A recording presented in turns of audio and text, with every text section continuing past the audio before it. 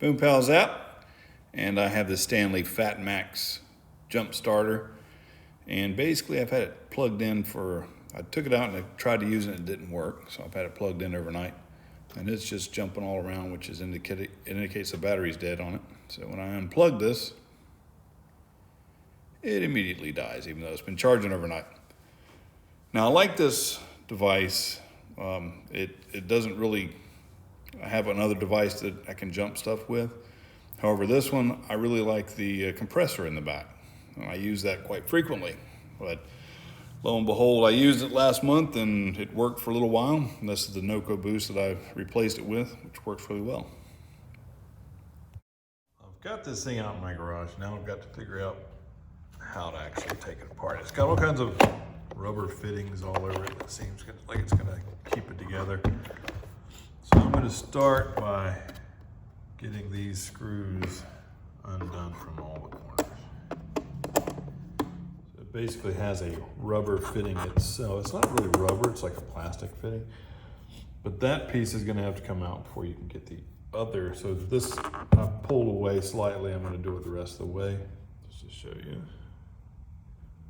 Looks like on the other side. All right. So I pulled it away. As you can see, there's more things to unscrew. So we have to get those undone to get to the battery. I used a screwdriver to fit down in here to start to pry this away. I gotta be careful because this is where a lot of the controls are. They might be attached to a lot of things. So I'm gonna be careful just to make sure I don't rip off the wires whenever I get it open all the way. Since that wasn't actually attached to the control panel, I found more screws, which I guess I'm going to take those off in order to take the top off. And then maybe I can get it open from there. So after I pulled the handle straight off the top, it's starting to crack open by itself. So nothing, that's apparently the most of what's holding it together. So now I'm gonna be gentle with it and crack it open the rest of the way. What I'm going to have to do is I'm gonna have to cut this label here in order to allow it to separate all the way. Let me grab me a razor and pull this apart. You can see it is attached with some wires and stuff. This is the battery that I'm gonna look at. And these are the numbers I need to replace this battery. So I'm gonna go leave this like it is, and I'm gonna go order a battery cheapest way possible, or from whoever's the best. Maybe somebody has a better warranty on it. And we'll continue from there. Go ahead and take this battery out of here. So I've undone one side. And make sure I get it all back together the way it's supposed to. It's always good to have photographic evidence. Pull this out and undo that other end down there. This actually has, as part of this attachment here, is a plate of circuitry. It almost looks like it's attached to the battery itself, but it looks like it's only attached to the that post up there. So I'm just gonna unscrew it and take the battery out of here. Wow, that had a lot of corrosion on it. So now this battery is going bye-bye. Hoping it's not gonna be typical. Hope I get another battery like this. And it'll last longer, hopefully. Well, I was impatient, so I had to go buy a battery from a local battery store. It's about $15, $20 more than if you got it from Amazon. And the posts are a little different. Sideways here and there. Yeah. So I gotta figure out if that's gonna cause me a lot of problem. But I'll start by, it looks like I'm gonna have to go with, I wanted a Duracell, but they don't have the same directions these posts are going. And this panel needs to go on the side of that battery. So I'm gonna have to take the battery back. So the new battery I got, the posts aren't quite as large as on the old battery, but I'm gonna see if I can make it work.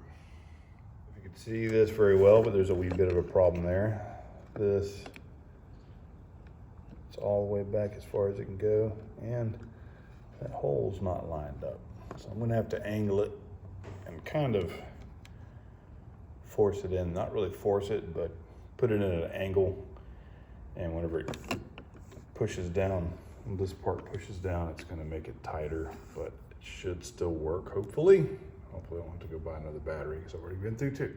Well, you can see that it's kind of at an angle. I'm just gonna screw that down in there at that angle. So it's gonna be a tight fit. There's finished part. So it did go in there. I have this wire here. If I can see it, this wire. It's in between them. There's the post. And that bolt coming in at an angle. I'm gonna fit this little nut on the end. It's a little bit tricky getting that nut back on there, but this is actually taking, you can see the post bent to the side slightly. So we could angle in, but it is working. So, got all my wires back together on this post. I'm gonna tighten this up real good and then fit it back in. I'll have it fit back in there like before. I gotta get these 3 wires attached to this post and then have it put the rest of the case put back together. And it's tightened down as far as I can hand tighten it. And I'm just gonna put the top of the case back on. Gotta line this up, so I'll need 2 hands. Got the housing seated back on here, but I haven't screwed anything in yet. The first thing I'm gonna do is I'm gonna see if it works.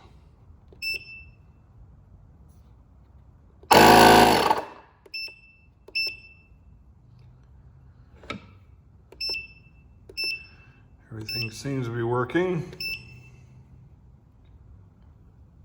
Excellent. So now I'm gonna put those screws back on. Using the slightly larger screws, you can tell the difference in size.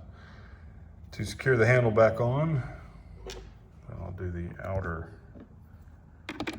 part of the container. From the back of the unit, there are these 4 screws, the silver ones. There's gonna be one there, and those other 3.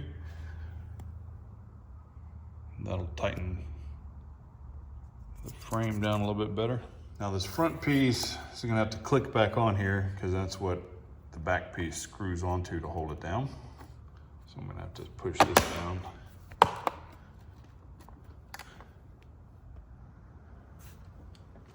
And we'll flip it over. And I think these little rubber things are gonna get back in here somehow or another. I'll figure that out later. They look like they can just stick back on. So I'll go ahead and put these black screws back in these 4 corners here. Screw them down tight. Hope this thing will be back in service. Got the frame back on. I'm gonna just get these little rubber pieces back in. They're easy enough, they're just glued in. And I think I still got enough glue on there where I'll have to add more. Just a little rubber thing to, I guess, ease vibrations.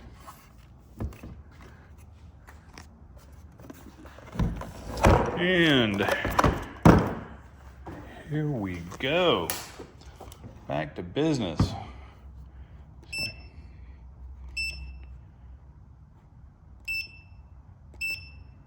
AC power, USB power, and my air compressor. Very nice. Plug it back in and I'm good to go. Boom Pow Zap. Like, subscribe, comment, and share. I hope this has been helpful. Check out some other videos. Finally, it's back charging again. So I'll let it charge for a little while until it stops jumping up and down.